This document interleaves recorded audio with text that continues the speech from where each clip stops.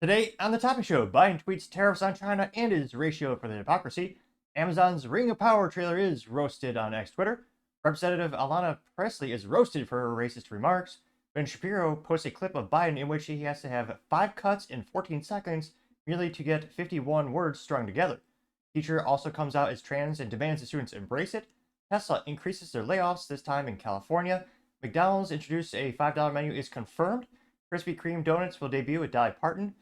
Warren Buffett invests 6.7 billion into Chubb, and Honda Ridgeline is being recalled. All of that and much more on the Topping Show.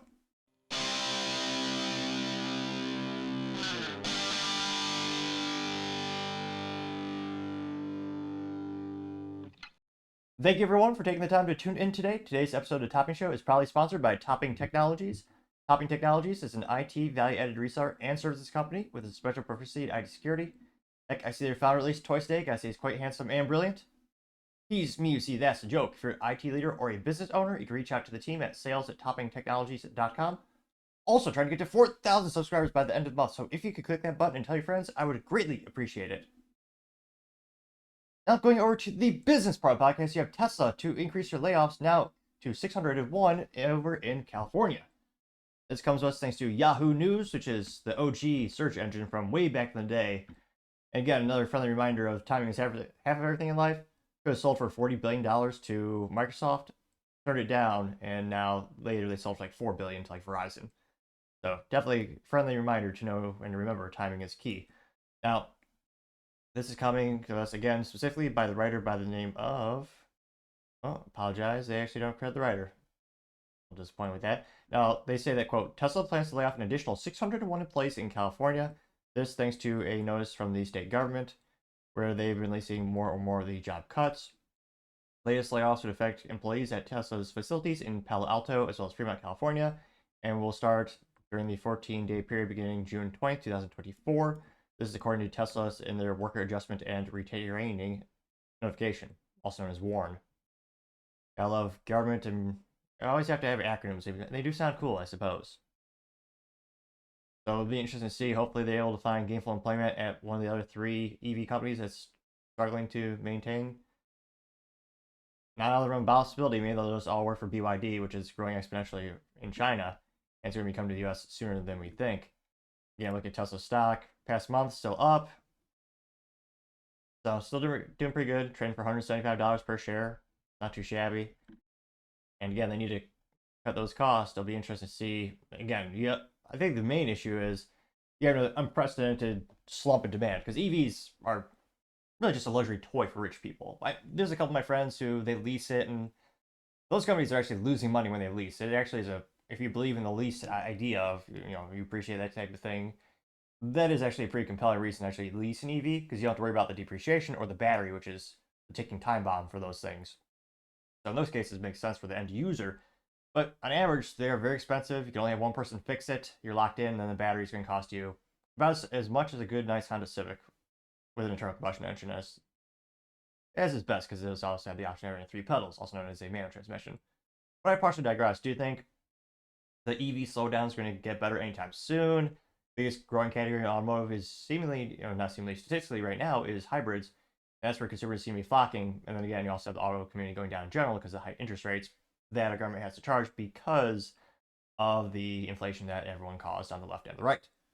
But it'll be interesting to see. Let me know, do you know anyone who has gotten laid off at Tesla? Do you think they'll go over to BYD or some other competitor? As always, be fascinated to hear what you have to say. Other interesting business news, you have the McDonald's $5 menu is confirmed, and it will be, however, just a 1-month promo. This comes to us thanks to CNBC, specifically Kate Rogers, who's the reporter on this. And she says, quote, McDonald's $5 value meal is coming in June and staying for just 1 month. Now, they say that the offer will include 4 items, a McChicken or a McDouble, 4-piece chicken nuggets, fries, and drink. The month-long promotion comes at a time when restaurants are finally beginning to feel a long-anticipated consumer pullback. Well, that's also because inflation is getting terrible thanks to our government. Now, they note in terms of this, it will be beginning June 25th, according to one person familiar with the matter. This is according to McDonald's statement to CNBC, quote, We know how much it means to our consumers when McDonald's offers meaningful value communicates it through national advertising. That's been true since the very beginning, and never more important than today. Which, let's see here. Looks like Coca-Cola is shipping in. So Coca-Cola added marketing funds to the equation to make the deal more appealing. Coca-Cola said, quote, "We routinely partner with our consumers on marketing programs to meet consumer needs. This helps us grow our business together." Now, this is very nice business talk of saying the franchisee owners were pissed because they were going to be losing a lot of money. Because again, McDonald's makes some money for real estate. I mean, if you've ever seen the founder, I highly recommend it. It's Michael Keaton. Spoiler alert, the book is better, as always, which the book by Ray Kroc is called Grinding It Out. It's one of my favorite books I've read in the past 36 months. Now, again, a majority of McDonald's makes some money through real estate. The franchisee, they make their money off the food. And profit margins are getting razor thin, and you also have consumer pushback. This is the same thing that happened with Subway. The $5 footlong was brilliant, got a lot of sales, got a lot of customers, but thanks to inflation and the rising costs of goods sold, eventually these restaurants were starting to make little money. I don't know if that was just me speaking Neptunes or trying to be dramatic. Either was okay, I suppose. But nevertheless, they're making so little money, it actually started to lose the money eventually. That's why you don't see that promo anymore. Now, McDonald's, again, this is going to only occur for 1 month. And I'm confident to say it will increase their overall sales and overall revenue. It's going to be probably going to knock it out of the park. Because if you look at social media, the biggest things that have been really spiking popularity, for better or worse, is McDonald's having a little checkout. So you look at the receipt, and the McDonald's meal is like $23, which, again, is not just McDonald's fault. It's also the government ineptitudes. But that's kind of the point where it's not affordable. Plus, it's also not very fast. Man, it's working that day. It's not very convenient for other myriad of reasons. So fast food is losing all of its value. I mean, look at how, again, partially government intervention. You're seeing a theme here.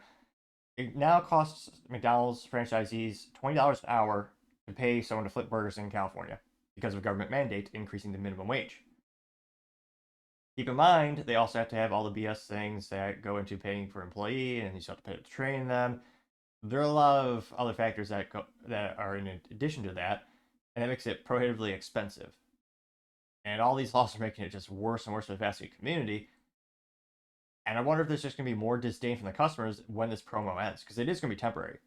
Coca-Cola's, I don't know if they're going to break even. Maybe they won't go that low, but they're certainly going to increase their cost of goods sold to McDonald's to help with this promotion. Again, it helps. They've had a business relationship for decades, and they understand the importance of a marketing campaign, and it helps out. But will this make the brand sticky again? Will people just go to McDonald's just during that month promotion, or will it actually become a habitual shopping habit? Which I would argue, fast food in particular is pretty price sensitive. So if it's maybe 10-20% cheaper to go to Burger King or Wendy's or another alternative, I think more often people will go that route. And I don't know, but let me know. I've seen anecdotally, I've had friends go through fast food the past couple of years. They just tell me it's gotten so ridiculous. I had one friend tell me, just take his family, again, husband, wife, kid, just go to Five Guys. It costs them like $56. It's some crazy astronomical price like that. Which, again, I know I understand they use better ingredients. You're getting a more premium experience, but still, it's fast food.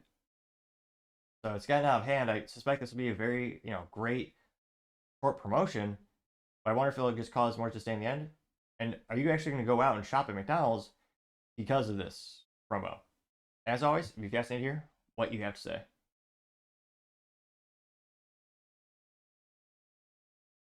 Other interesting business news, you have Krispy Kreme to debut Dolly Parton donuts. This is thanks to Allison Murphy over at Fox News Business. And yeah, it looks like they're going to have Krispy Kreme donuts with, I guess it's just Dolly Parton's logo is a butterfly. And maybe there's a little like a signature, her initials on one of these. Now let's see, they say there'll be a limited time offer, which, again, this is hilarious. With the exception of like Lamborghinis and Bugattis that they only make like 10 to 20 of a certain model, the most hilarious thing in advertising to me is when they say limited. Like, even Toyota does this, which the only limiting factor is how much of they can sell. So I always tell people, for the most part, collectibles are stupid, don't buy them, never going to be a financial investment.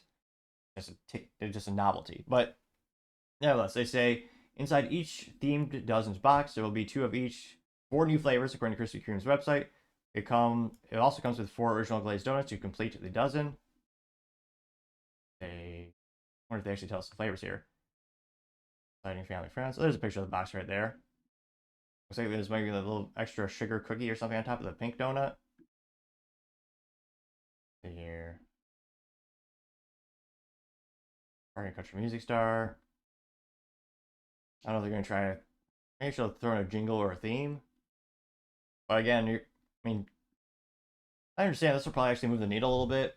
One of those funny things where Dunkin' Donuts shows how commoditized my thought of donuts is in my head. Granted, I don't think I've had one since middle school because I'm not a child. But nevertheless, they have to sell something that they do need to innovate. And again, these short, limited time promotions will probably increase in, they'll probably get a little extra ticks, especially because it's a new flavor. That might help drive to the point. It's not just, just a little additional color frosting. You got additional corn syrup thrown in there as well, and maybe a couple more artificial herbs and spices. But to me, again, I don't buy donuts. But if you do buy donuts, is this something that would actually move the needle to the point where you're going to go out and buy some because of that partnership, because you want to try these new, quote-unquote, limited flavors? As always, I'd be fascinated to hear what you have to say. Other interesting business news, you have Warren Buffett just invest $6.7 billion into Chubb, which I don't think anyone really heard of prior to this announcement, to be honest. Now, this comes to us thanks to CNN Business, specifically Samantha Devola. And let's up really quick here so I can read it a little bit more easily. And they say, Berkshire revealed they acquired nearly 26 million shares of Chubb in a statement with the Security SEC filing for the company's first quarter investments. That translates to an approximate value of $6.7 billion, which is quite a few to say the least. Now, Chubb is an insurance company that operates in 54 countries, made headlines in March after the company underwrote President Donald Trump's nearly $92 million appeal bond in E. Jean Carroll defamation lawsuit. Buffett, Berkshire Hathaway's famous investor, has amassed a sizable following of investors who mimic portfolio moves. Their stock, of course, Chubb's stock jumped by 8% after this was announced, which is no surprise. Again, Warren Buffett doesn't have the King Midas touch. Not everything he touches turns to gold, but statistically speaking, most of what he does, in fact, actually choose in terms of investments, dramatically goes up in value and does well in the long term. This is also coming off the news that they were selling off 10 million shares of Apple stock. Was it for the first 3 months of the year? And they also sold off some HP Inc. stock in the fourth quarter of 2023, so reducing their investment strategy on tech a little bit. And again, it is interesting. Insurance premiums, it's going up in every product category, whether it's home insurance, auto insurance, and it usually is one of the most profitable things. He's also a famous investor in Geico Insurance, which at the time was a joke when he first invested in the company, but long term is now one of the largest, most successful insurance companies. Oh, let's be honest, most people know it just because that funny little cute little Geico or Gecko thingamajig, which is A+ for marketing. Everyone knows that brand because of that, and they probably get a lot of their sales leads just because of brand recognition, and probably one of those, I'd say it's probably one of those 500 well-known business logos or mascots in history. Basic question. I wonder if we'll see a comeback with mascots and jingles. We haven't seen too many new ones past 10, 15 years. Pretty rare strategy in marketing these days. But yeah, it's interesting. Warren Buffett's going to made a huge investment in Chubb. And again, not financial advice by any means, but it is interesting to see his business strategy. Again, when he buys these stocks, he's not a short-term seller, buyer seller. Definitely, he's the antithesis of a day trader. He's buying these things thinking 10, 20, 30 years out. So definitely a long-term strategy and long-term investment. And that being said, historically speaking, insurance is a pretty good bet in that regard. And it's not as volatile as other industries, such as technology, where, again, there are a couple kind of stalwarts or a couple of pillars of technology. It's pretty sure like Dell will be around here forever. Same with, I'm going to say, Cisco, partially because they have majority of market shares in many of the categories that they dominate. But yeah, interesting to see Warren Buffett start to increase his interest in the insurance category. And the only really question is, what will he dominate next in terms of financial acumen? And will he knock us out of the park? Will he get a great return on his investment for the shareholders? Or could this be one of the very rare instances where he actually loses money, where he recently did lose money on investment with Paramount? I think they completely divested in Q4 2024. moderately recently. But let me know in the comments. Have you ever even heard of Chubb before? And would you invest your hard-earned dollar into that insurance company? As always, I'd be fascinated to hear what you have to say. Now, going over to the culture part of the podcast, you have the Rings of Power trailer being roasted on social media, which, yeah, I don't want to say I called it, but yeah, season 1 was roasted on every social media platform. Now, Rings of Power, if you are not aware, is a bastardization of the brilliant idea of J.R.R. Tolkien's The Lord of the Rings and The Hobbit, which are probably some of the best books written in the past. I was gonna say of all time. It's always consistently in that list, and probably most famously came to the cultural lexicon when Peter Jackson, famously he was a director and turned them into a trilogy. Now, Amazon, again, they are very much politically active, so to say, and they inject it into pretty much everything they do for better, or in this case, in many cases, worse, because you alienate a lot of the writer, or not writers, you alienate a lot of prospective clients. And in this case, they're taking too many liberties. Again, this is a new idea from the Tolkien universe, whatever you want to call it. It's a diversion. It's not a direct translation from a book, which, again, Peter Jackson had that privilege where you can just directly correlate, and of course you have to trim it down to make it consolidate into a film. Because, I mean, if I had unlimited resource allocation, it'd be fascinating to see an actual film based on the book of Lord of the Rings. It would be hundreds of hours long. I know it'd be prohibitively expensive and long. But there are a couple hardcore fans who would probably appreciate that. Now, with Amazon, they said they're going to invest $1 billion in this idea. Now, quite hilariously, they say it's $1 billion idea. It's more like $1 million idea in terms of how many people are actually buying it and appreciating it. Now, nevertheless, this was on X Twitter, and I'll go ahead and, without too much further ado, pull it up here. And this is from they actually have the Rings of Power handle on X Twitter, and they're paying for Twitter Premium. So, interesting enough, Amazon is supporting Elon and Tolkien, or not, I was going to say Elon, as well as, well, via X Twitter. Now, they say before this little clip here, they say, quote, "Darkness will bind them. The Rings of Power returns August 29 on Prime Video." And it's only about 1 minute and 43, and I don't want to say it's comparable to torture, but if you're a J.R.R. Tolkien fan, or Tolkien, I forget what people prefer and pronounce this. That's perhaps a debate in itself, like Porsche versus Porsche. Each their own. But this might be painful if you're a true fan, so to say. But without too much further ado, again, the graphics are, again, they have seemingly unlimited resources at Amazon.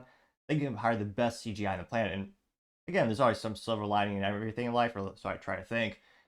The graphics look pretty impressive. They put it, I mean, they're spending money on this. Now, the plot, the acting, that's, and the casting, that's, where it goes down the metaphorical toilet. I say metaphorical because I don't think they had toilets back in the medieval times, or back when this was taking place. Pun not really intended. Without further ado.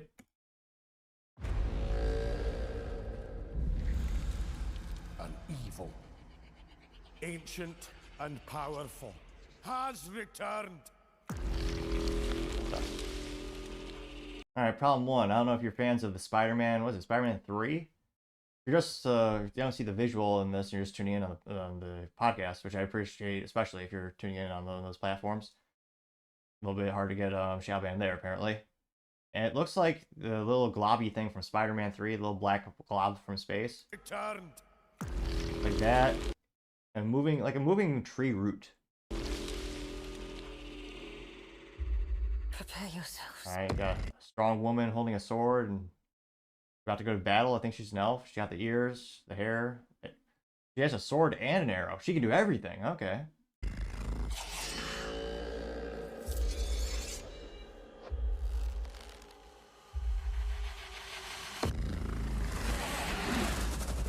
He worms his way inside your mind. The crest of him slithers in.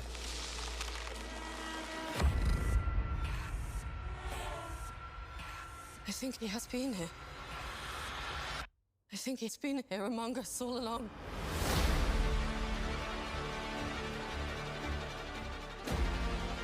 And again, it's fantastic music. They're putting some money into the orchestra. And the visuals. From a graphic design, okay.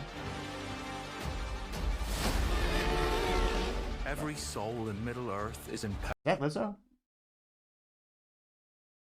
I think? The gal with the almost like a mushroom hairstyle, or like the hair on the side of her is as big as her head. I know she's growing in popularity, pun moderately intended. But let me see here really quick. Is Lizzo? I know she was in some Star Trek thing recently, wasn't she? Is Lizzo in Rings of Power? Pretty sure it is. Cast and crew. Who Falls? Who plays Elf King? Who's this? Ring of Power. I guess I'd specify season 2. Season 2. Everything we know. Screen Rant. Sauron. Cast and crew. Okay, Rings of Power. Rings of Power. Cast credits. I mean, if you don't visually see it, I'm pretty sure that's Lizzo. Very big gal. Soul.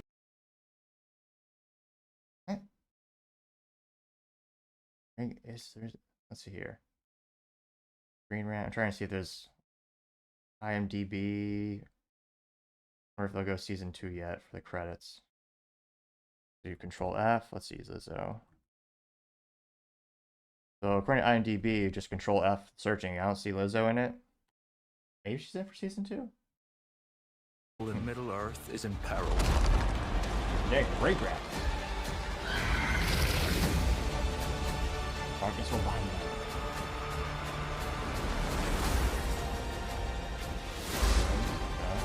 Not flipping. Who's that guy? Did a crazy cool flip there. We got wizard looking guy getting a ring. Archer. That CGI the eagle wasn't that great.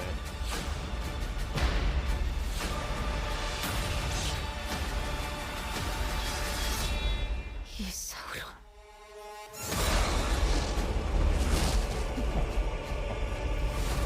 And that's almost as comical as Clark Kent and Superman, where he takes off his glasses, like, oh my gosh, it's Superman. It's like, I mean, that's just, let me rewind it so you can see him. He just flips his hands and then magical. Oh, I was gonna say, I wasn't even trying to be a pun there. It's not it is elven magic, dark wizard magic, whatever. So he flips his hands and everyone just like an energy field that shoots them all away. He's so Force. Kidding. That's their side out together. Brings the power.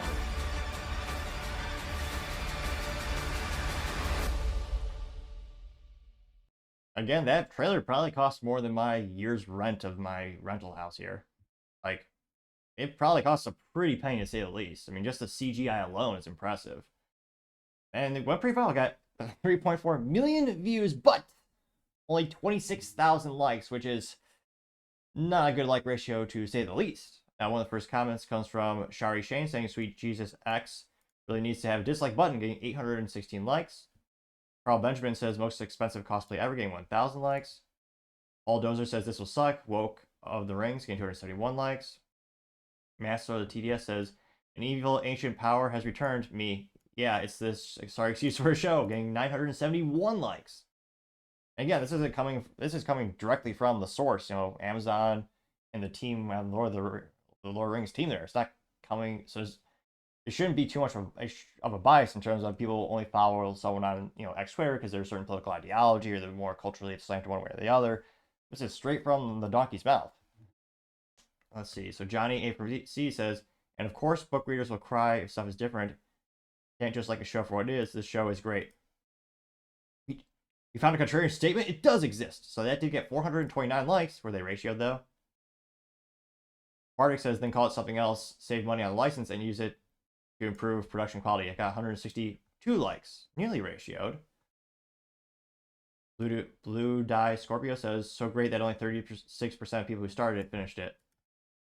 Yeah, I think it got like a 1.4 star review for season 1 before Amazon started to manipulate the reviews and delete a bunch of them. They also own IMDb, so that's why they looked a little bit better on that. Let's see. Rolling down. Johia Reese says, "It's actually impressive how you continue to make this look worse." And says, "When Cringe looks too strong," getting 146 likes. This is like a positive one. Brian Starnes, who describes himself as Slav and Ukrainian. "I'm a prosecutor and I enjoy movie and TV shows." Interesting. Says, "Can't wait, especially for those phenomenal their bureaucracy scores. All right, I got 173 likes. This is the best gift of all. Greg Gunther says, Sauron, they'll never guess it's me. And it's the guy with the cliche disguise of the glasses and the fake glasses and the fake nose. Got 54 likes for that one. That deserves more likes, though. And Meta says this trailer looks promising.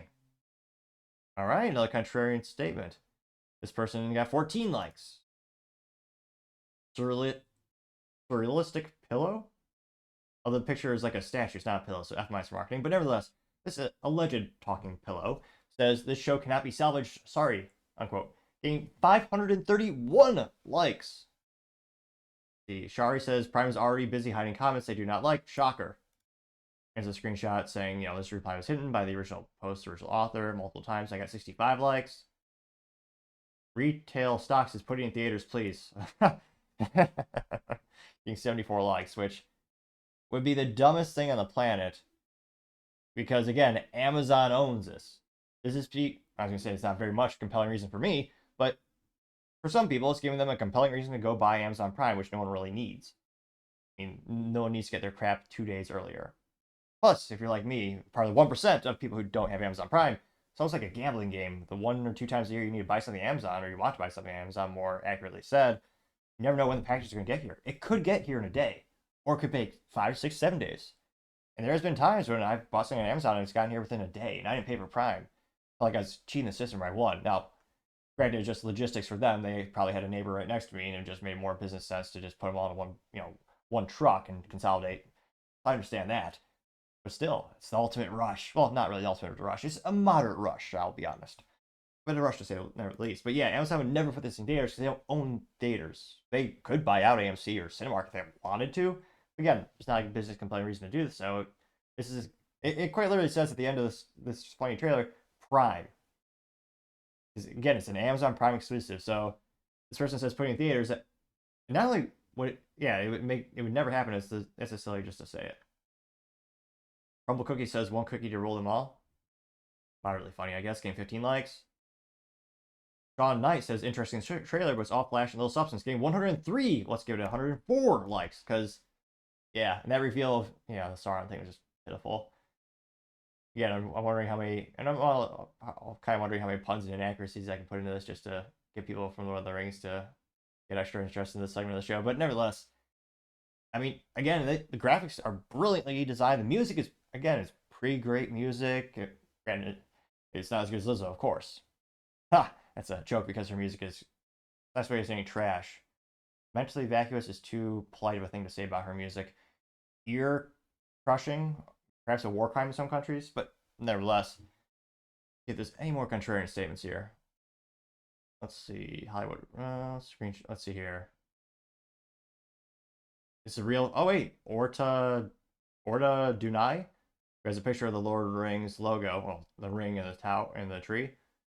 So it makes sense they probably like the show. And it says, top quality teaser trailer, my favorite so far, keep them coming. It's the 1 second or 2 second clip of Sauron just turning his hands and boom, everyone goes bam away. I got 79 likes. Hey Travis says, looks like some Disney stuff. Yeah, getting 107 likes. Clown Tamer says, Black Elves, LL, oh my god, what's next? Asian Vikings?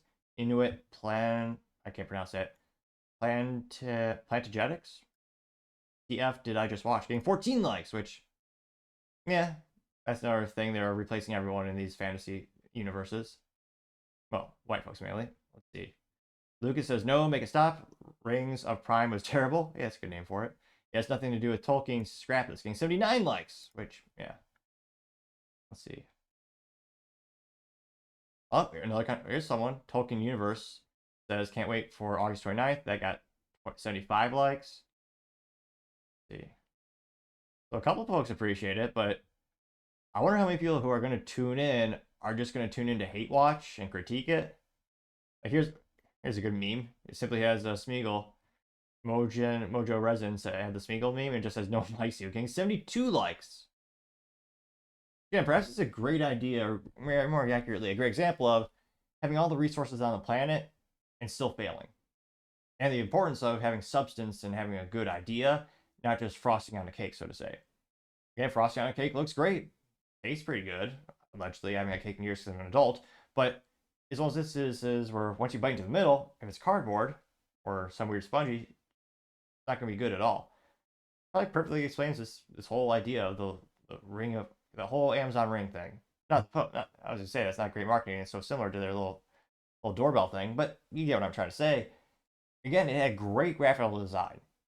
Like the CGI is top notch. They probably paid, I can't imagine how much they spent on data center infrastructure for servers and NVIDIA graphics cards and all the software to put that together. The music is pretty good too, but the actual substance in the story, that's kind of where they fall flat on their face or step on their foot or perhaps have an AWS outage, which would be a funny pun if that happened frequently enough to make it relevant. But no, that's puns about cloud outages are usually reserved for Microsoft and M365, or as I call it, M363. IT pun for the folks in IT. So let me know, do you actually tune in to season 1? Is that something that you're interested in? And do you know anyone who tuned in? So I have friends who are diehard Lord of the Rings fans. They've read the book multiple times. They've seen the director's cut in nauseum. They took one look at season 1 preview and just said, nah. As youth might say, nah, son. None of them tuned in. And then I had one friend who did tune in, just because he was that much of a fan. He loved it that much. He wanted it to be good. And yeah, he was utterly disappointed, to say the least. So let me know in the comments. Say, do you know anyone who actually legitimately tuned in and they enjoyed it? And I wonder, I mean, again, this is a $1 billion investment. Are they going to make a profit on this? Again, they could off-weigh and kind of move the cost around and justify it because people are, if they don't have Amazon Prime, well, now they have to spend $140 for that now. So that can kind of shift the costs and make it more business justified because then they start buying all this stuff on Amazon. Or do you think this was designed from day one to be a loss leader to get new customers? Let me know in the comments. As always, I'd be fascinated to hear what you have to say. Other interesting cultural news, you have a teacher coming out in trans and demanding students to embrace it, which is reason number 9,958,475,621 reason to homeschool your kids or find a good private school somewhere. Now, this comes to us thanks to Libs of TikTok, and she says, quote, this teacher in Maryland allegedly came out to his students as trans and now is demanding they call him Ms. Parents are fuming. What would you do if this was your kid's teacher? Unquote, heaven forbid. Yeah, definitely homeschool for the love of God. Now, and this is this funny thing. This person is voluntarily putting this data out there. Again, they're getting cultural points and social accolades from people who do believe in this cultural, I don't know if you want to call it a trend or phenomenon, but there is, statistically speaking, there's a bigger increase in people identified as trans in the United States, well, as well as globally, which is why so many brands are appealing to it, because it's increasing at a certain percentage point, same with the LGBT community. If those percentages increase over time at the rate that they are, they're speculating that those will be mass markets to sell stuff to in the not too distant future. So I understand the business justification and why so many companies, so many people are focusing on what used to be a very niche thing. Now, this teacher is right here, and the text says, so my daughter's teacher at Chopicon, I'll be honest, I'm probably butchering that, Chopicon. So again, I'll reread it. So it says, quote, so my daughter's teacher at Chopicon came out to the entire class of Monday that he was trans. They did not have school yesterday, but this is how he shows up at school today. I've demanded to know what bathroom he uses, and after a whole school year is now demanding that all the students call him Ms. Which, I mean, there's nothing, yeah, it's definitely like what's a nice way of saying a fat man in a dress. Well, that's what this individual looks like. Yeah. Almost as if there was an extra from the Lord of the Rings or the Rings of Power trilogy, or not trilogy, the Rings of Power cast just walked off into a school. And it didn't go as far as I thought it would. It got 475,000 views, 6.5 thousand likes. So I don't know, perhaps that's a parameter that people are just so desensitized to public schools doing that these days. Because again, they've been doing it for past couple of years quite frequently at many of these schools. Yeah, I think a lot of parents are probably going to be concerned and wondering, why am I going to explain Johnny, the teacher, just chopped something off and is wearing a dress today? Now, some of the top comments comes from Paul Zazupa saying, quote, first thing you do is pull your students from his class and complain to the school principal. If the principal refuses to act, then keep your kids out of the school and contact the mayor's office. If Maryland won't take this necessary, then homeschool or move. Your kids are worth it. Got 498 likes. Democrat Media TM, say, quote, tell your kids and your youth. And it's the juxtaposition. Well, not juxtaposition. It's 1, 2, 3, 4, 5. So each one of the words is accompanied by a certain ideology flag, including the trans pride flag, the trans flag. I think one of those non-binary, polymary, whatever it is.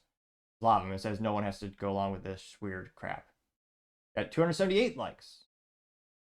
Let's see. Democrat Media TM also said leave our children alone. It's got the trans pride flag being burned, getting 256 likes. Hello, I'm Keijo says kids shouldn't have to participate in adult fantasies. Angry emoji. I'm quoting 513 likes. Red Wave Press says a vote for Joe Biden is a vote for or in favor of indoctrinating kids, your kids in schools with woke teachers like this. I'm quoting 230 likes.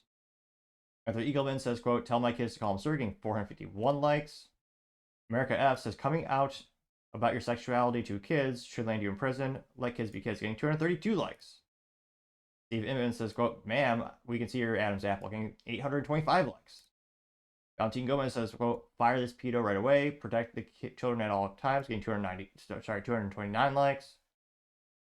Hey, my grits says South Park is now a reality. And yeah. That's Mr. Garrison got this exchange. My whole life has just been one big screw up, you know? Yep. He got 53 likes. RT says, sent my kids to another school or home district. He could play fantasies in his own time, get 42 likes. Let's see here. Jake says, simple. Anytime a teacher pushes their agenda, they need to be barred from teaching. Make it a law. Getting 71 likes, which that's what Florida did. And I think a lot of people who live there greatly appreciate that. Here.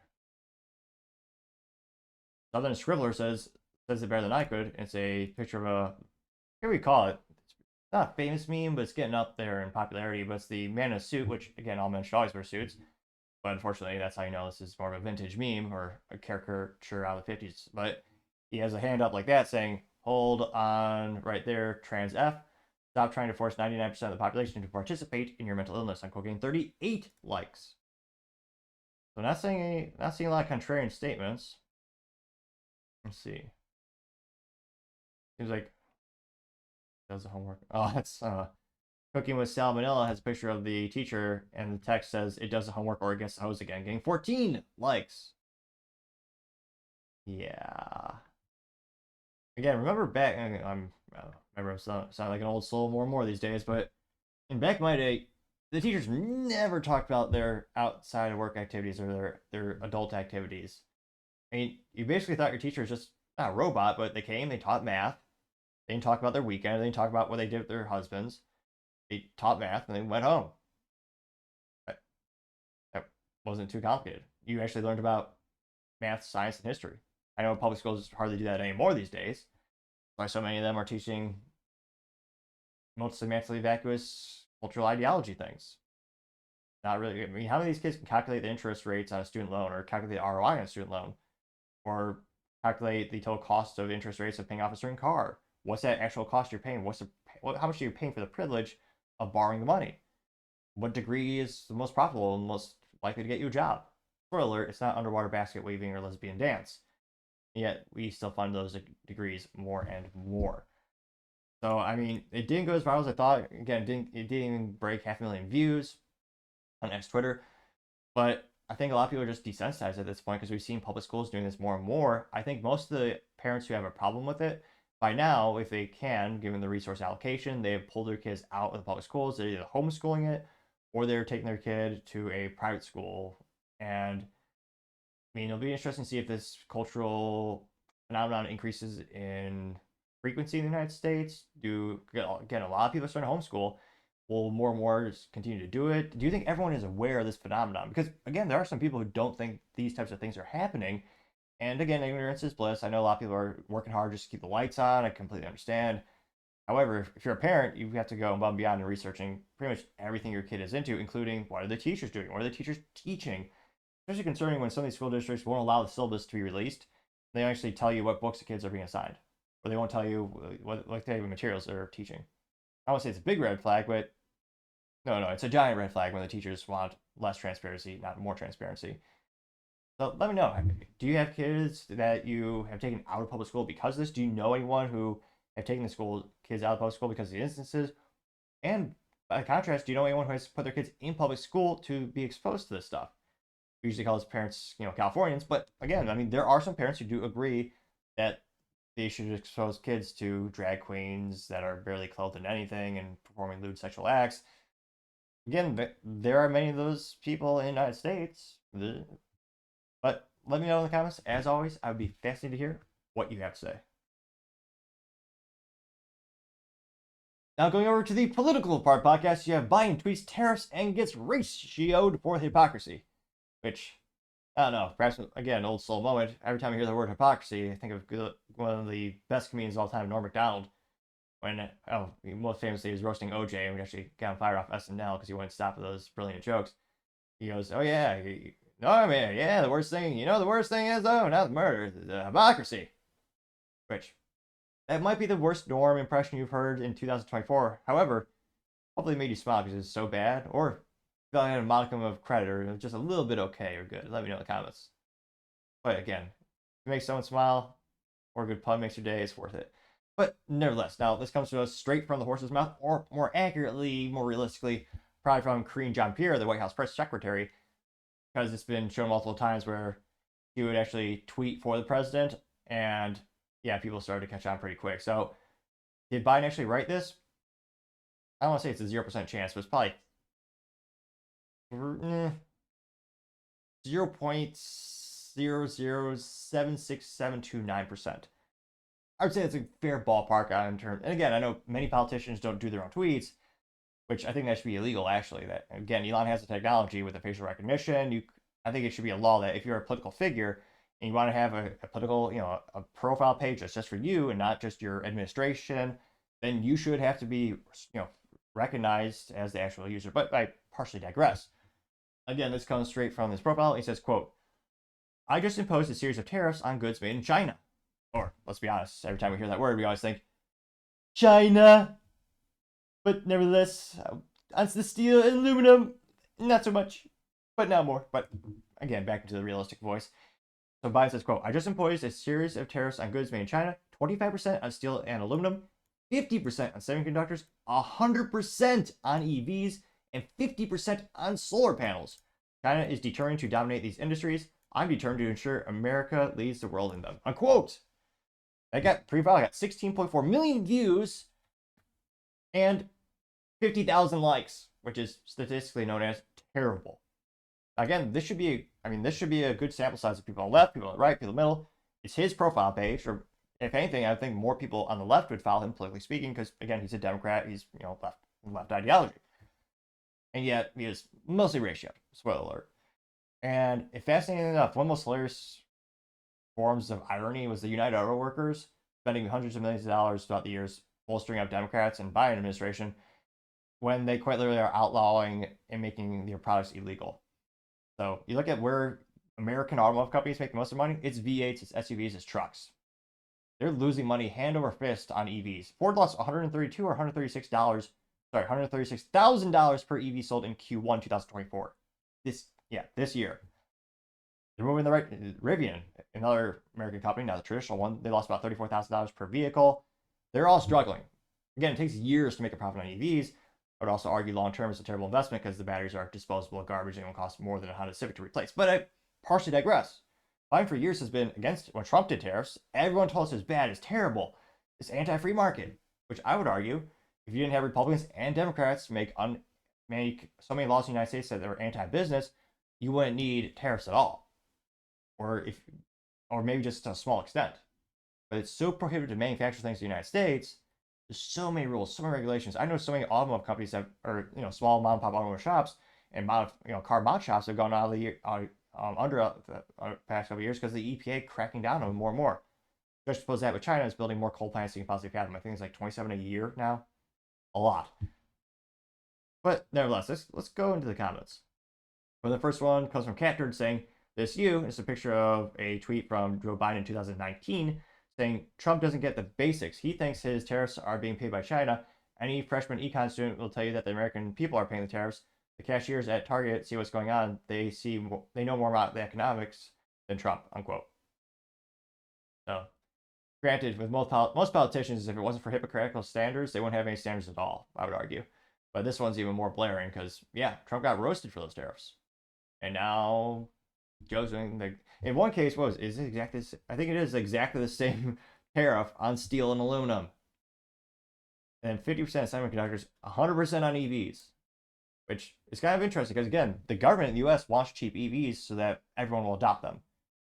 Again, people that can't do math or calculate long-term ROI of purchasing a vehicle and wanting to work on it, those people. But nevertheless, they want large market saturation. One of the ways you can do that is by having a very low price point. China has the best model for low price points, partially because their government is more business friendly. There are a myriad of reasons, and some not humane reasons as well. But it's one of those instances where you cannot beat China on a price point basis. Now, putting a 100% tariff on their EVs, interestingly enough, how is he defining this? He says goods made in China. China, again, a wise man never underestimates his enemy in politics and sports balls, business, never. China's already caught on to this methodology. They're starting to build vehicles in Mexico.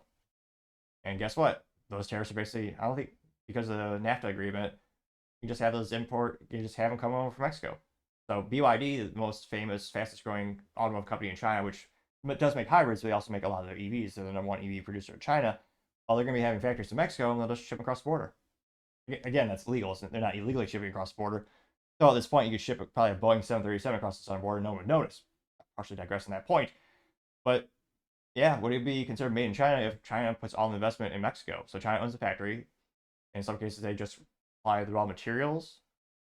Again, depending on where you are, usually in the United States, made in the USA has to be over, I think it's 75% or plus of the parts, the actual manufacturing components have to be made in the USA, as well as assembled in the USA.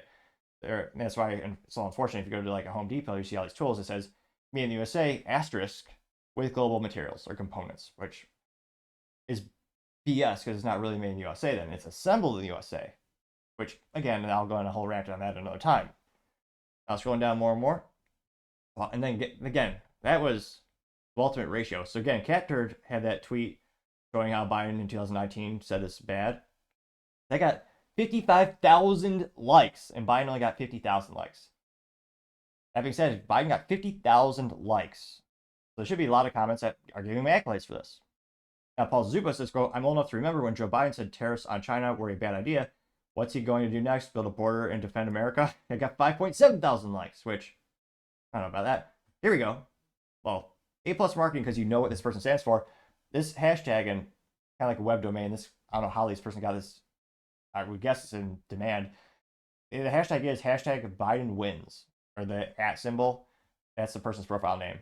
And the person describes himself as keeping the score of President Biden's wins, the largest online community of President Biden supporters. 361,000 followers on that profile. Not to brag, but I got 100 followers, I think, on X Square for this account, for my show, and then for my personal account, I think I got 300. Granted, most of them are bots that are following me that Elon needs to crack down on, but nevertheless, they are, I was going to say, they're humanoid robots, maybe. But nevertheless, my win says, let's go President Biden. I got 773 likes. Were they ratioed, though? They weren't. So all the comments were negative to respond to that person, but those didn't get enough likes where it would be like a traditional ratio. Philip Anderson says, quote, you're full of crap, and it's that screenshot of Trump from 2009, or sorry, Biden in 2019 dissing Trump's plan for tariffs getting, that got 3.3 thousand likes.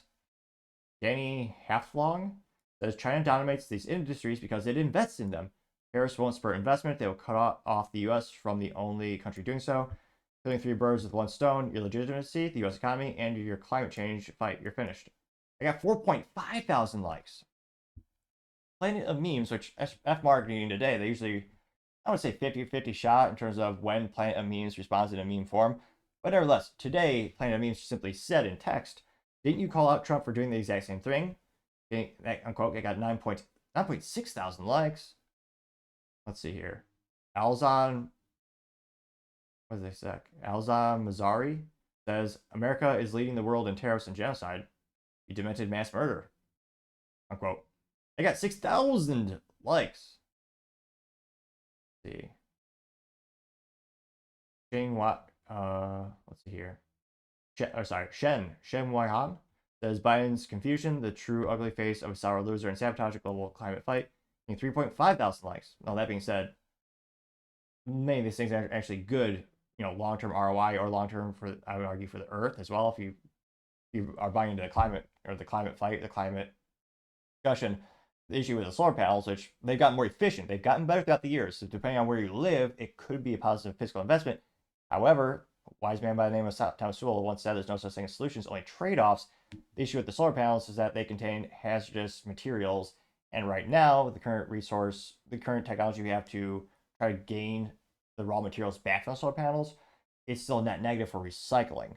So that's, again, it's hazardous for the long term in terms of disposable, because again, like most everything in life, with the exception of maybe Glocks, I mean, everything does break eventually, and you have to, break down to components and recycle it. So again, that's the issue. Same with blades on the wind farms. The blades aren't exactly great for the environment as well. Those things also don't actually break even for decades. So partially digress. That did get 3.3 thousand likes. Let's see here. Tim Young said, didn't the left call Trump xenophobic and racist for the same thing? I'm quoting 7.7 thousand likes. Let's see. Sassafras says, I'm sure it was Trump's tariffs. Never forget, Trump got insulin lowered, and Biden went ahead and claimed that for himself, almost as if Biden hasn't plagiarized for the past 50 years. And it's a clip of Biden saying, oh, that's loud music. It's Biden finishing up a speech, and it says, Biden gets lost, confused, and tries to shake hands with the air. Which, yeah, if you're just tuning in, or if you're just listening, he quite literally turns and puts his hand out, and there's no one there. Which, most of the comments are saying he's thanking his voters or something some pun to that effect. But yeah, he literally just moved and shook his hands to nothing. Let's see. Another post by Chen Wuhan says, remember the Biden now? China builds 80 in 1 hour. Biden is losing big. And it says Biden's $7.5 billion investment in EV charging stations has only produced 7 stations in 2 years. That was an article by Shannon Osaka.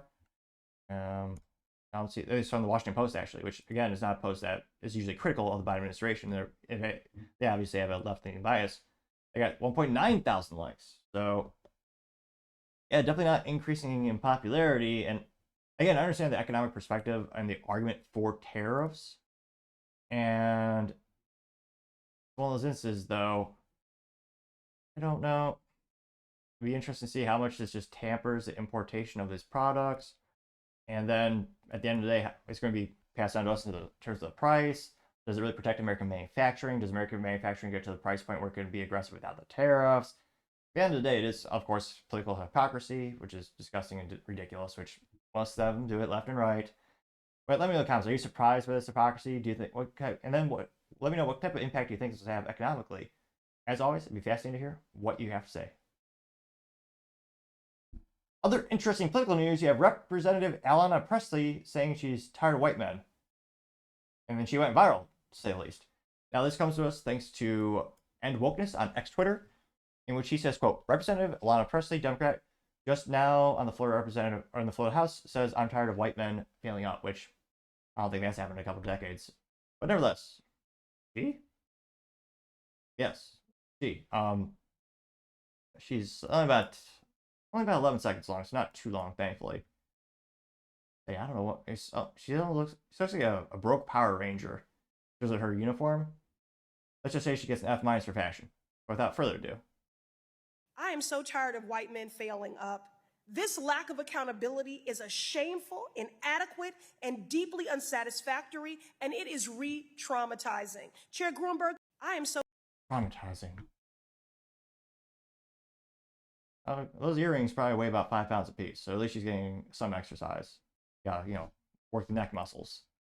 Got pretty viral. Got 2.8 million views and 6.7 thousand likes. One of the first comments comes from Paul Zupa saying, quote, imagine if a white man used that racist rhetoric against black women. This is ridiculous. Hey, Speaker Johnson, please censor Representative Pressley for racism here. It's not fitting for a member of Congress, unquote. Getting 2.3 thousand likes, which, yeah, it's disgusting, but unfortunately is very common for to have that type of racism these days. Pond World says, what a racist, getting 2,000 likes. Gunther Eagleman says, she needs to be removed from Congress. Blatant racism, getting 6.1 thousand likes. The Regret Media TM uses the Office funny meme. We have the juxtaposition of Jim pointing at the whiteboard. And Jim says, pointing at the whiteboard, says, I refuse to be lectured about racism by someone who hates white people. Getting 1.1 thousand likes. Salty Cracker says, why is this dude wearing a garbage bag? Getting 2.9 thousand likes. See here. Steve Inman says, he looks like Damon Wayne in Living Color. Getting 1.6 thousand likes. See. David Santa Clara says, can you tell what everyone is tired of? It looks like Professor X using the mind wave thing, getting 171 likes. See. The Rabbit Hole says the iron law of woke projection strikes again. And it is a African American woman sitting at a desk in front of 3 women with short blue hair and glasses, and it says, sorry, we might have to fire you. And the woman at the desk says, why? Because I'm a black woman. And says, no, wait, no, that's why we hired you. I'm getting 766 likes, which is I don't know if that's a pun or an observation on DEI. And also it's funny because the background, like the college or like the business logo says, covered up, it says, we are R1 ass. Little Easter egg if you squint long enough at it. Vince Langman says the Democrat Party is filled with racist Nazis and pedos, getting 577 likes. America Meme says blatant racism is the foundation of the Democratic Party, getting 208 likes. Let's see, Mark says she did the meme, and it's Fry from the Futurama, but he's African American. It says there must be a way to blame white people. I got 247 likes. Let's see.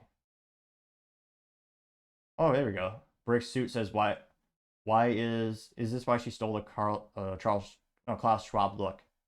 130 likes.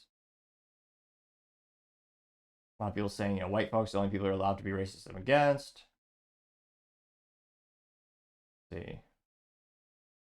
So went pretty viral.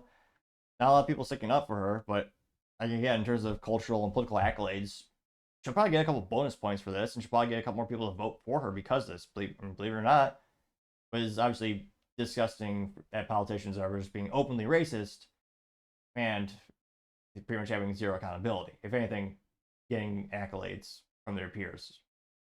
I mean, at this point, are you even surprised? It seems to be happening more and more these days. But let me know in the comments. As always, be fascinated to hear what you have to say.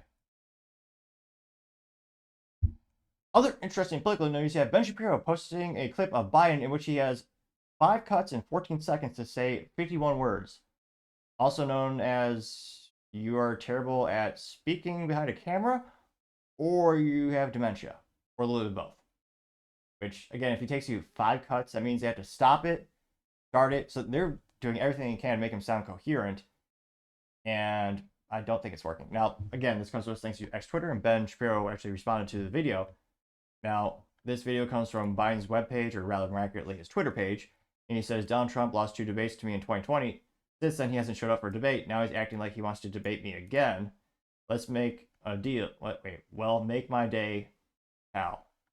And if he does not do the Clint Eastwood accent, I'm going to be sorely disappointed. And it went pretty viral. Got 42.3 million views, and yet only 67,000 likes on the president's page.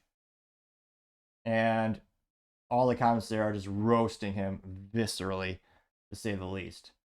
With the top one being, one of the top ones being your dementia seems to be kicking in by Gunther Eagleman, getting 9.3 thousand likes. Yeah, I mean, he's getting I was going to say he's getting hundreds of thousands of likes. He's not getting 67,000. And usually only a couple moderately positive comments. Now, Ben Shapiro responds saying, 5 cuts in 14 seconds to say 51 words. Again, we'll go right to Biden's page. See if we, because again, on his page, you should have equal people, left, right, center, everyone watching him, in theory. Not everyone's liking it. At least he did, so Biden did suit up. He did something right. Interestingly enough, he does have an American flag on his lapel as a lapel pin, which in DC these days, that's kind of a rare thing. You usually see other countries, which kind of shows their true allegiance. I would argue shows their true allegiance as well as priorities, but I partially digress. He actually is wearing a suit. Let's see what he has to say. Donald Trump lost 2 debates to me in 2020. And since then, he hadn't shown up for debate. Now he's acting like he wants to debate me again. Well, make my day, pal. I'll even do it twice. So let's pick the dates, Donald. I hear you're free on Wednesdays. Donald Trump. Again, I mean, yeah, that's why obviously they're chopping it all together. I can't imagine how many times they had to do retakes. Now, from a political perspective, I'm very glad there's going to be debates. That's awesome. I want to have the best ideas to brew to the surface on how to fix problems in the United States. That's the whole point of debate. That being said, at this point, we have also had an instance where you've had both of these guys have been in political office. We know a lot of their policies and conscriptions and their methodologies on how to get things done. I would argue one infinitely more effective than the other. So I would love to meet the undecided voter right now. Like, how many people are on the fence and are like, I don't know, man. I like this guy. I don't know about this. I don't know. Like, do you know anyone at this point in your circle of friends who's undecided? Like, even if you're not, I know there are a lot of people, there's also a lot of people who vote for the party. Like, no matter who's on the Democrat side or who's on the Republican side or the Republican ticket or Democrat ticket, they're going to vote for them no matter what. I understand that's a thing in and of itself. But I mean, it's a good thing there'll be debates. There's a lot of speculation saying that Biden was just going to sit in the basement, which, again, he basically he won by not campaigning last time. I mean, he had the whole cultural and all the media was focused on Trump, and it worked in Biden's favor, very much so. But let's go to the comments. Again, this is straight from the horse's mouth. So got 42.3 million views. And let's see. First post is from Biden himself asking for campaign funds. That only got 8.3 thousand likes. Now, one of the first comments comes from Ed Woken saying that this won't age well, popcorn emoji, getting 29,000 likes, which is a friendly reminder to take the 1/1000th or the 1/100th of a second to like this video and or subscribe, and just set a reminder on your phone to check it every day, because, yeah, YouTube doesn't send out notifications for this channel anymore, unfortunately. Alternatives do, which is why I upload to the nice green one that believes in freedom of speech. And, of course, if you just tune in by downloading, I also appreciate you rating it highly in the App Store. Not to brag, but I do have a 5-star rating on an Apple podcast. Granted, I only have one review from a family member, but nevertheless, it is technically 100%. But back to the comment section, you have Paul Zupa saying, quote, Joe Biden can't even handle a teleprompter. He clearly has lost both his mind and physical facilities. It's sad Jill Biden has allowed him to continue to fall apart in front of the world like this. Joe shouldn't be debating. He should be in a nursing home. We all know it to be true. Getting 4.3 thousand likes, which he is standing unassisted in the video. I don't know if they photoshopped out like a cord or like a marionette. Perhaps a good metaphor for people making a lot of policies. I honestly don't think he's in charge of many of the policies that is being pushed forth. Also, we do have, again, Biden's wins. And again, this is a legitimate profile. People like Mark Hamill follow it, and truth be told, I think I follow it too. So again, you have Let's Go Joe. Again, there are millions of people who do like Joe, and I didn't realize this is a nickname until thanks to X Twitter. Apparently they call him Dark Joe. And I guess that's a good nickname that they use. That got 1.6 thousand likes. Now, that being said, Clown World said, why so many cuts, getting 7.3 thousand likes? That's how you know this show's authentic. It might be awkward as hell with some of my lack of speaking acumen. However, you're not seeing any cuts here, with the exception of putting in an intro and outro, little animations. But I partially digress. Let's see here. Scrolling down more and more, you have mostly peaceful memes responding in text form. That's not accurate for profile name memes. Nevertheless, this allegedly profile name mostly peaceful meme said, dude, you would lose a debate to a potted plant, getting 12,000 likes. Although, that being said, there are many plants. Perhaps a row, well, no. Depends on the plant, maybe.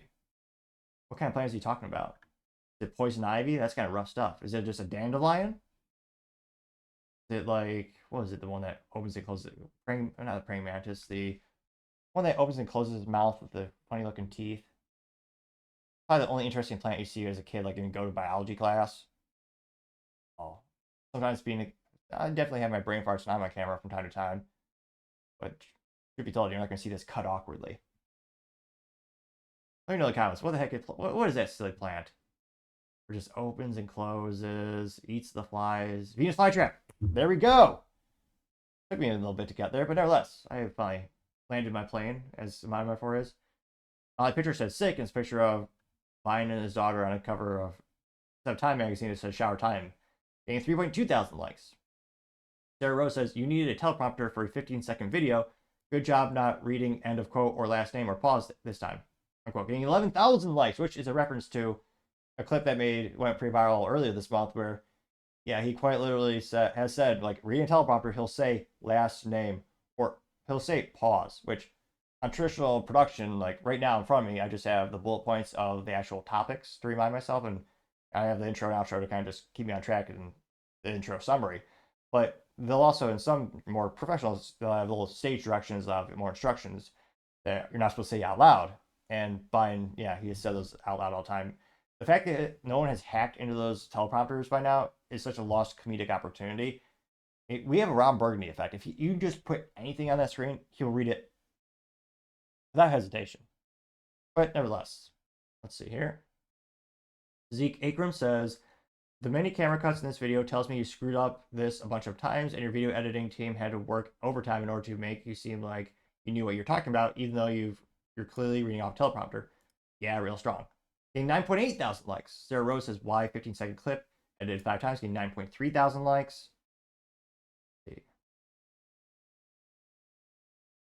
Let's see. I'll be back. As picture of Trump or video of Trump. Doing a clip there. Bill says they needed 5 cuts to piece together a 14-second video, getting 2.5 thousand likes. Which, again, you could argue some people are nervous on camera, some people aren't great. He's been in politics for more than half a century. I mean, he's not new to the game. He's been doing this since not the dawn of time, but quite some time. And I mean, I've had instances where I'll start a video and I'll have to just redo the whole thing. Like halfway through the intro of the show, sometimes I'll mess up a word or two, or I'll some more words. I just stop and I reset the whole thing. And yet, you couldn't get. It's astronomical how bad this is. Just from not even politics, just from a production perspective, you need that many splices together to get 14 seconds.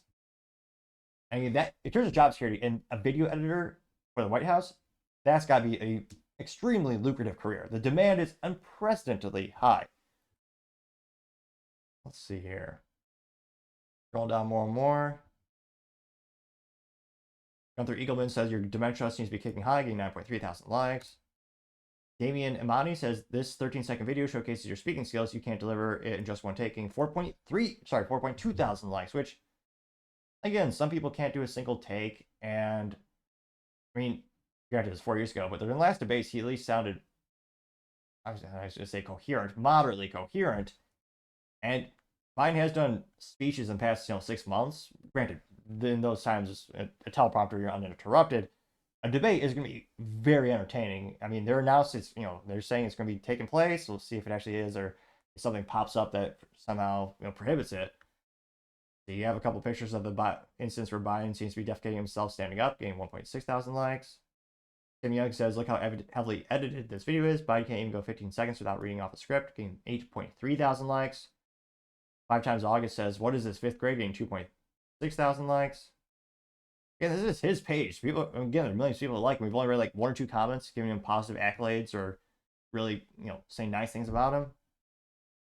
Julia says, Trump has never lost a debate to you, and Trump has said he will debate you anytime, anywhere. Let's go, Crooked Joe. Name when and where, and I'll debate.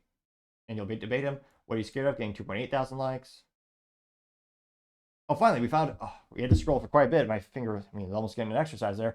Biden Harris HQ, which, and I don't think it's a parody account, but they have Biden with laser eyes. And he says, just the facts, Jack, which I think that's one of his trademarks. Or let me follow it. Let's see here. That's one of the things Biden says famously. He says a lot. He uses the term Jack because that was a common name in like the 20s, I think. And he says, get your shirt, and it says free on Wednesdays, which, pretty crappy shirt. Because, again, unless you're really following politics, you're going to have no idea what that reference is. I'm actually surprised, just from a marketing perspective, they don't have any. They don't say they even say the word Trump. You have any pictures of it? It's just a T-shirt that says "free on Wednesdays." And yet they say they say you can buy this product right now. I don't know why you would, but it got 1.5 thousand likes. So again, there's another positive comment. Let's see here. Gotta be one more. There's gotta be something positive. Clay Thomas says, "Dude, you literally just read pause off the teleprompter just days ago." Got 1.6 thousand likes. Yeah, I think we could honestly say there's. Let's see here. think we'd honestly say he's a ratio beyond all belief. Now, again, we found 2. Wait, is this not? This might be 3. No, I was gonna say I thought we found 3 positive comments, but we didn't. Just 2 thus far. We've been scrolling for quite a bit, so I don't know. Let's see here. So, Planet Memes, they get a little credit. Earlier in the show, they had a couple comments on X Twitter where they responded in text form, which is disappointing if your profile name is memes. But nevertheless, in this case, they did respond in meme form. Planet Memes says you can't even walk up the stairs. And it's a picture of Biden at a podium, and he's juxtaposed with at the podium. Instead of podium, it's a flight of stairs. It says Biden debates his nemesis. Got 712 likes for that. So again, this is his profile, and he's getting even ratioed there. Again, social media isn't a direct correlation to results of the actual voting. There's a lot of people who aren't on social media and aren't active on it. Completely understand that it's not a direct correlation, and yeah, it's not great if again you have a lifetime of being on camera, a lifetime of public speaking. It took you that many clips, it took you that many attempts for just that little short 14 seconds. It's not good. It doesn't embode confidence in your speaking acumen, your ability to debate. Oddly enough, I mean, this definitely backfired. They thought this video was going to help him in the polls, help him, show him, oh yeah, you can debate hard, which, again, we will see how the debate goes. But this definitely, I think, backfired on the campaign. It's definitely, in terms of moves on the political chessboard, I won't say checkmate. It's not over till it's over. But that is definitely losing your rook or losing your castle, something to that effect. But let me know, anecdotally speaking, have any of your friends heard of this instance yet? Do you think it'll go even more viral? Or do you think, at the end of the day, this won't matter? Because, again, there are people who will vote Republican, they'll vote Democrat no matter what. And a lot of people will argue it's just a matter of resource allocation, getting it as balanced as possible. Depending on your state, ballot harvesting is legal. And, again, I barely got that word out there. I have a theory. If you click the subscribe button, it may very well assist with my speaking ineptitude. So I have this theory. When I first started the show, very few subscribers, hardly at all. And believe it or not, I had terrible speaking acumen. I would speak mostly in a monotone. I would go way too fast. Yes, even faster than now. And truth be told, I would even stumble on my words and mispronounce things with even greater frequency than today. However, as I gain more and more subscribers, my speaking acumen has slowly improved. So if you could click that button, I would especially greatly appreciate it. Now, going over to the business blunder of the day, you have Honda recalling their Ridgeline, which is, for all 18 customers, very disappointing. I say that because I'm a fan of Honda. I love my Honda Civic Si with the stick shift. It only comes with a stick shift, as all vehicles should by default. I mean, that's just, if you want to have a true driving experience, you'll smile ear to ear. Yes, even in bumper-to-bumper traffic, I appreciate driving a stick shift. It is so much fun. I smile every time, especially downshifting into a corner on a track. You can't beat that feeling. That is just pure bliss. But I partially digress. I kind of joke because in terms of trucks and market share in the United States, Honda's kind of a joke. I mean, it's overwhelming Ford, General Motors, and Dodge. And then you have, of course, Toyota with their iconic Tundra. And then Honda comes in with their Ridgeline. And again, it's a great vehicle. It is just more different than the others, and they don't have that market share, and they don't have that brand recognition, even though they've been doing it for decades. There's a allure and cult in and of itself of truck culture, where a lot of people just want a truck because their grandpa had the same model and manufacturer. So it's not because it's necessarily a bad product, and they have recalls, but unfortunately, this recall is affecting them here now. This comes to us thanks to Sean Tucker, which is oddly reminiscent. If only it was Trucker, it would have been perfect for this pun, but nevertheless, it was just a Tucker. And again, it's also on kellybluebook.com. It says, recall alert, the Honda Ridgeline, which, interesting enough, actually looks pretty darn good. A little marketing picture that they use where it's a little, well, I don't know, part of me likes the little Honda blue where it's a light blue. It kind of looks neat. Definitely different for a truck, but nevertheless, they say, quote, Honda has recalled 187 290 Ridgeline pickups from the model years 2020 to 2024 because opening and closing their tailgates in everyday use can cause the backup camera to fail. Which is pretty pathetic to say the least, because that's the definition of normal wear and tear, which, again, that's why it's going to be covered from the manufacturer. You won't have to pay for it. But, yeah, just opening and closing the tailgate, how did that get past quality control?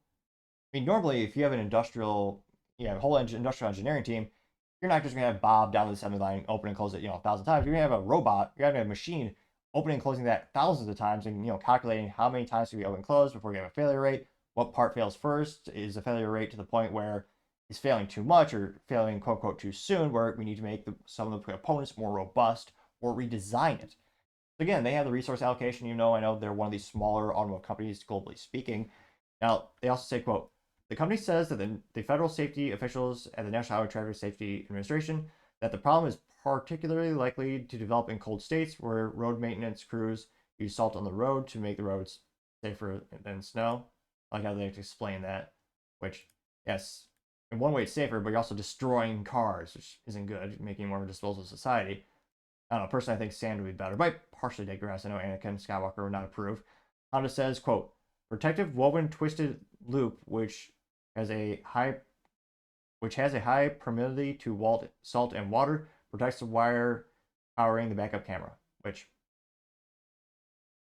again, this is a truck. It's supposed to be going outside like most vehicles. The fact that the tube was not proper for that environment is ridiculous, to say the least. Now, of course, they say you're going to be able to take it to the dealership, get it fixed at no cost to you, which, again, that's every recall ever. Because, again, it's not the user error and, it won't cost you fiscally, but it's going to cost you time. You have to go to the dealer, depending on how long it takes them to actually fix the problem. Well, then you have to worry about getting a loaner car from the dealer. And if they don't have that option, then you have to worry about spending money on renting your own vehicle or doing one of those ride-sharing apps. And it also decreases your perceived quality of that manufacturer work. Again, Honda is known for quality. They're known for engineering. I mean, ever since Soichiro Honda founded the company making, he started making piston rings back in the day, but it's one of those instances where you're not getting the fastest car on the planet. You're not going to get a truck that can tow a tank. You're getting something that's darn near bulletproof reliability. That's why I mostly love my Honda Civic Si, with the exception of one or two instances where, fortunately, even that's starting to have one or two issues. Granted, I also track it and it's got near 80,000 miles, but nevertheless, on average, Honda is known for unprecedented reliability and having a recall that affects, again, something they're trying to grow the truck segment more and more. There's average more profit in trucks and SUVs and cars. That's why it's important for every company to focus on those things. And yet, they just cannot get those, can't keep making these mistakes and have the brand of having great quality. And the fact that they didn't test this thing that, just wears down the basic usage of the vehicle. And again, most states in the US use salt for the roads, which again is terrible, causing therefore the vehicle to break earlier over time. In this instance, also driving to this recall. Like I say, Honda, that issue with the Honda Ridgeline, that is certainly the business blunder of the day. Thank you everyone for taking the time to tune in. Again, trying to get to 4,000 subscribers by the end of the month. So if you could click that button, I would greatly appreciate it. Also, leaving a thumbs up, thumbs down, or comment is a great way to give me some additional feedback, letting me know how I can make the show better and better. Lastly, don't forget to take the time to tell your family, tell your friends, tell your coworkers, heck, tell your enemies, tell anyone and everyone. Just stay safe, fight the good fight.